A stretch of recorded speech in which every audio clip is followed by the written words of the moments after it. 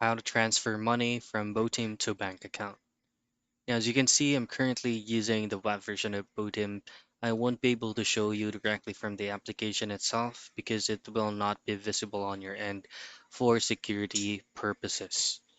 Now, this is just a quick and very easy step. So all I have to do at first is log in into your Botim account, navigate to your wallet, and then just go into initiate withdrawal, input the specific amount, then add or select your bank account where you will be transferring the fund to.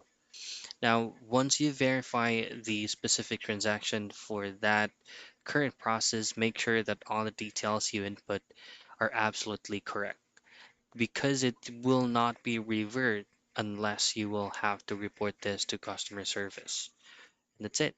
That is how you transfer money from Botim to bank account.